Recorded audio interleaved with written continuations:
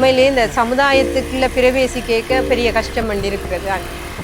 ஆகவே இந்த சமூக சேவை என்பது ஆண்களுக்கு மட்டுமே உரித்தானது என்ற ஒரு எண்ணம் எப்பவும் இருக்கு. ஆனால் என்னை பொறுத்தவரையில் எனக்கு இந்த மத்திய சபைக்குள்ள நுழையணும் என்ற விருப்பம் ஆர்வமாக இருந்தது. மட்டாக்கள பிரச்சனைக்கு சின்ன வயசுலேருந்தே பட்டண்டு சொல்யூஷன் சொல்லுவேன், தீர்த்து வைப்பேன் அப்படி. ஆகவே இந்த எல்டர்ஸ் அல்லது டிசேபிள் ஆக்களோட மிக நிறைந்த ஒரு அன்பு செலுத்துகிற ஒரு ஆளாக இருந்ததால் அந்த மத்திய சபைக்கு போனால் இன்னும் பங்காற்றலாம்னு நான் நினைச்சேன். என்னுடைய பேர் திருமதி ரஜீவன் தர்மினி. நான் நல்லூர் மத்திய சபையினுடைய தவிசாளராக கடந்த 10 ஆண்டுகள் கடமையாற்றேன். 2015ஆம் ஆண்டு ஒரு தற்செயல் நிகழ்வு தான். அந்த மத்திய சபைக்கு ட்ரைனிங் ஒன்று சர்வோதயமோ ட்ரைனிங் அரேஞ்ச் பண்ணியிருந்தேன். அந்த ட்ரைனிங்கில் நான் பங்கெடுத்துக்கொண்டேன். நான் அப்போ விசிட்டிங் லெக்சராக ஓப்பன் யூனிவர்சிட்டியில் இருந்தேன். நான் கொஞ்சம் வெளியில் இருந்த சமுதாயம் எல்லாம் சொன்னவே ஒரு டிகிரி படிப்பிக்கிற பிள்ளைகள அந்த ஒரு விரிவுரையாளர் பதவியை விட மத்திய சபை பதவி வேணுமான்னு கேட்டவே. ஆனால் எனக்கு அது பிடிச்சிருந்தது. ஆகவே நான் கிட்டத்தட்ட ஒரு 40,000 ரூபா வருமானம் வர்ற ஒரு விரிவுரையாளர் தொழிலை விட்டு மத்திய சபைக்குள்ளே போனேன். இப்போ சிறுவில் மத்திய சபையில் பெண் மத்திய சபை வந்தேன். இப்போ நானே ஒரு தவிசாளராக இருக்கிற வரைக்கே சொல்லிவினோம், அம்மா உங்களுக்கு இந்த பிரச்சனை புரியாது என்று சொல்லிவினோம். இல்லை அப்படி இல்லை, எனக்கு மண்ணா இருக்குது, அப்பா இருக்குது, மகன் இருக்கு, ஆகவே உங்களோட பிரச்சனை எல்லாத்தையும் நானும் விளங்கி கொள்ளுவேன் என்று சொல்லிக்க அதில் எனக்கு கிட்ட வருவினம், கொஞ்சம் நெருங்கி வருவினம். வருகின்ற போது அவர்கள் சரியான ஆக்ரோஷமாக தான் வருவினம். அப்படி வருக இல்லை நான் கேட்க மாட்டேன், சொல்லி கேட்க மாட்டேன், நீ வெறாம் பிள்ளை செய்த அப்படி இப்படின்னு அவையில் சரியான முரண்பாட்டோடு வந்தாலும் கூட சில வேளை வேறு வேறு தகாத வார்த்தைகளை கூட பேசினோம் 2 பேரும். ஆனால் ஒரு பெண் மத்திய சபை கேட்க ஓரளவு கௌரவம் கொடுப்பினோம். Sri Lanka predominantly is a patriarchal society. We still have a lot of gender-based violence, a lot of lack of equality for women. It's very important that the people who are in the process are diverse, so that the disputants feel comfortable. Like for example, if a woman is a disputant, a woman would like to see a woman as a mediator among the males. The women mediators are there as a visual to create immediate empathy, to create an immediate connection for women disputants. There is a lot of understanding and research on how women negotiate, very different to how men negotiate. It's not a black and white thing, but there are intrinsic differences.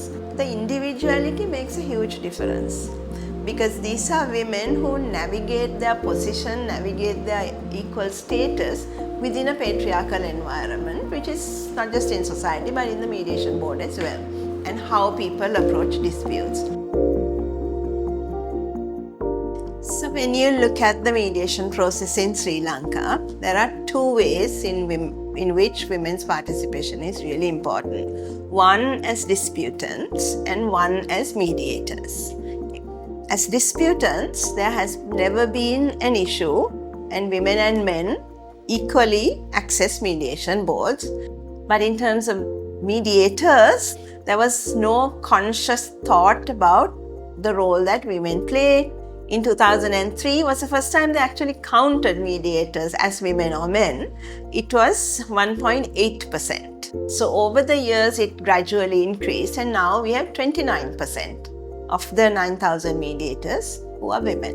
A huge group of people have made this possible. Also had a huge support from the mediator trainers, who have believed in this process and worked as much as possible within their mandates to increase women in mediation and also have a gender sensitive process. ஆனால் சனாதனன் சாரையும் பற்றி சொல்லணும், அவர் நல்ல best trainer. அந்த நான் செய்தி நீ செய்தி ஒரு மனிதர் எப்படி ஹேண்டில் பண்ணணும், முரண்பாடு இல்லாமல் எப்படி வாழணும், அதெல்லாம் உண்மையாக சனாதனன் சார் தான். எங்களோட எல்லாரோடையுமே ஒன்றிணைஞ்சு நல்லா பழகக்கூடிய ஒரு நல்ல மனிதன். அவருடைய பயிற்சியும் உண்மையிலே என்னுடைய இந்த வளர்ச்சியில் ஒரு காரணமாக இருந்தது. 2005ஆம் ஆண்டு எனக்கு அப்பாயின்மெண்ட் கிடைச்சது. அந்த நேரம் இருந்த மத்தியஸ்தர்கள் எல்லாருமே பெரும்பாலும் ஆண்கள் தான், பெண்கள் மிக குறைவு. இன்றைய உலகத்தில் எல்லா விடயத்துலையும் பெண்கள் இருக்கிறார்கள். அப்படி இருக்க மத்திய சபையில் மட்டுமே அவர்கள் இல்லாமல் இருக்கணும். பொதுவாக பெண்கள் மத்திய சபைக்கு வாரதை நாங்களும் விரும்புகிறோம். பெண்கள் சார்ந்த பல பிரச்சனைகளை சுமூகமாக தீர்வு காண்றதுக்கு மிகவும் உதவியாக இந்த பெண்கள் இருப்பார்கள். අපි පුහුණු නිලධාරී අපි පිරිමිනේ. එතකොට දැන් කෙනෙකුට ප්‍රශ්න කරන්න පුළුවන් කාන්තාව වෙනුවෙන් අපි කොහොමද ඒ අයට දක්වන උනන්දුව ඒ ගන්න අපි දක්වන සහයෝගය. අවංකවම අපේ ඉස්සලා මනස ඇතුලේ වෙනස් වෙලා තියෙනවා. කාන්තාව සමතමල්ලේ ඉන්න ඕන කියන එක. ඒක හේතුව තමයි ඒක ප්‍රායෝගිකව අපි දැකපු දෙයක්. කාන්තාව සමතමල්ලේ ඉන්න ඕන. සමාජය ඇතුලේ තියෙනවා එයා මෙතෙන්ට සුදුසු නැහැ කියලා. හැබැයි අපි කියනවා ඒගොල්ලෝ මෙතෙන්ට සුදුසු. ඒ හේතුව ක්‍රියාවලිය පවත්වාගෙන යෑමේදී ඒගොල්ලන්ගේ තියෙන සක්‍රියදායකත්වය. අපි බලන්න යාගේ හැකියාව දක්ෂතාවය සහ කුසලතාවය තුළ සහ අර කියන විෂය දනුව. එතකොට ඒක ඇතුළේ එයා උඩින් ඉන්නවා නම් එයා සභාපතිතුමිය හැටියට පත් වෙනවා. හැබැයි එයාට අභියෝගයක් තියෙනවා. ඒ සභාපතිතුමිය වුණාට පස්සේ අරගොල්ලෝ පොඩි පාලනය කිරීමේදී පොඩි ගැටලු ටිකක් තියෙනවා මුලදී. අන්න ඒ තැන්වලදී අපි ඍජු මැදිහත් වීමක් වෙනවා. පුහුණු නිලධාරිය හැටියට අයට ඒක අරගෙන යන්න ලොකු හයියක් අපි දෙනවා. ඒ කියන්නේ අරගොල්ලෝ කන්ට්‍රෝල් පාලනය කිරීම අපි අතින් සිද්ධ වෙනවා. සමත මණ්ඩල බඳවා ගැනීමේ සම්මුඛ පරීක්ෂණයේ ඉඳලා අවසානට සමතකරුවෙක් හැටියට පත්වීම ලැබෙන දක්වාම අපේ කාර්යභාරයක් තියෙනවා. ඇත්තටම සමත මණ්ඩලයක තෝරා ගැනීමක් සිද්ධ වෙන්නේ සමත මණ්ඩල කමිෂන් සභාවේ නියෝජිතයෙක් වෙනවා. ඒ වගේම ප්‍රාදේශීය ලේකම්තුමා ඉන්නවා ඒ කොට්ටාසයට අයිති. ඒ වගේම දිස්ත්‍රික් පුහුණු නිලධාරි සම්බන්ධ වෙනවා. Selection of mediators is based on nomination. Now, every other area women can apply themselves. But here, a woman has to be nominated just like a man has to be nominated. Even if a woman feels that she's good enough and she can be a mediator, she still has to be nominated. And the nomination process, that's why we worked on it quite a lot, carries a lot of patriarchal attitudes, negative ideas about women's capacity to do this kind of work. Then there's also, because mediation boards largely sit on the weekend, that even if you're at work, women would rather have the weekend free because they have domestic chores. So all these are assumptions. It's a very stereotyped idea that hasn't been challenged at the community level. And people who nominate have these assumptions without testing them. So on the other side, when we talk to women's organizations and women leaders, they say we are ready. We have the time, we can manage everything. It's just that nobody is nominating us. குறிப்பாக எங்களோட வேலைகள் கூட பெண்கள் குழுக்களோட கிராம மட்டத்தில் இருக்கிற பெண்கள் குழுக்களோடு நாங்கள் வேலை செய்து கொண்டிருக்கிறோம். கிராம மட்டங்களில் அவங்க தலைமைத்துவம் எடுக்கிறது, தங்களுக்கான பிரச்சனைகளை தாங்களே கையாளுறது எப்படி, அவங்களுக்குள்ள இப்படி ஒரு ஆதரவு பொறிமுறைகளை அவங்க ஏற்படுத்தி கொள்ளலாம்ன்றது பற்றியும் நாங்கள் குறிப்பாக வேலை செய்து கொண்டு வரோம். அப்போ அந்த சந்தர்ப்பத்தில் தான் நாங்கள் மீடியேஷன் போர்டில் வேலை செய்ய வேண்டிய ஒரு தேவைப்பாடு வந்தது. என்ன அநேகமான மீடியேஷன் போர்ட்ஸில் பார்த்தீங்கன்னு சொன்னால் தவிசாளர்களாக ஆண்கள் தான் இருக்கிறாங்க. அந்த திங்கிங் எங்களோட சமூகத்தில் எப்போவுமே இது ஆண்களுக்கு பொருத்தமான இடம், ஆண்களுக்கான இடம் இது, ஆண்கள் தான் இதை செய்வாங்க அப்படின்ற ஒரு எண்ணக்கரு இருக்குது. இப்போ பெண்கள் விரும்பினாலும் கூட அவங்க வர்றதுக்கான அந்த ஸ்பேஸ் அவங்களுக்கு இல்லை. உண்மையாக அவங்களுக்கு ஹவுஸ் ஹோல்டு ஒர்க், அவங்களுமே ஹவுஸ் ஹோல்டு ஒர்க்கைத்தான் ப்ரையாரிட்டைஸ் பண்ணி செய்ய வேணும் என்ற ஒரு உந்துதலில் தள்ளப்பட்டிருக்கிறாங்க. பெண்களுக்கும் ஒரு சம வாய்ப்பு, சம உரிமை, அவங்களும் இந்த மீடியேஷன் போர்டில் இருக்கிறதுக்கான முழு உரிமையும் அவங்களுக்கு இருக்குது. அதுக்கு அவங்களும் கேப்பபிள் என்றதை எல்லாரும் ரெக்கக்னைஸ் பண்ண வேணும், அதை கட்டாயம் உள்வாங்க வேணும் இந்த சிஸ்டம்ஸை. பட் நாமினேஷன் ப்ராசஸில் கட்டாயம் பெண்கள் உள்வாங்கப்பட வேணும் அப்படின்றதை நாங்கள் கொண்டு வர வேணும். உண்மையிலேயே ஒரு பொம்பளை பிள்ளை சமுதாயத்தினுடைய வேலைக்கு வரைக்க பெண்களினுடைய பங்களிப்பு குடும்பத்தில் குறைஞ்சிரும் என்றால் எல்லாரும் சொல்கிறது.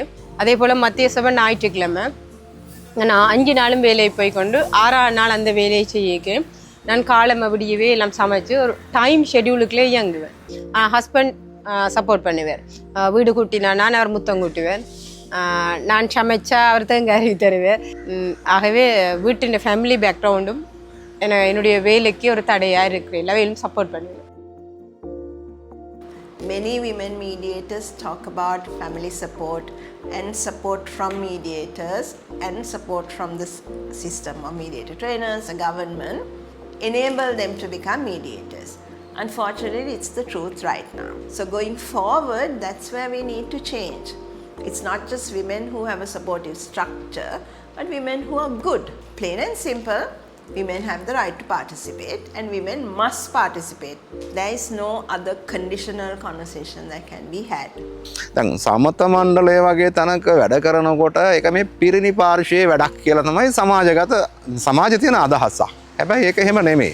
ඒ අභියෝග මැදින් තමයි අත්‍තරම මේ කාන්තාවක් අපේ සමත මණ්ඩලයට එන්නේ. ඒ අභියෝග ජයග්‍රහණය කරපු කාන්තාව லோක පිරිසක් ඉන්නවා. இந்த மத்திய சபைக்குள்ள ஒரு பொம்பளை பிள்ளையா இருந்து மிகச்சிறிய வயதில் எனக்கு நிறைய ஆப்பர்ச்சுனிட்டி வெளியில் இருந்தது.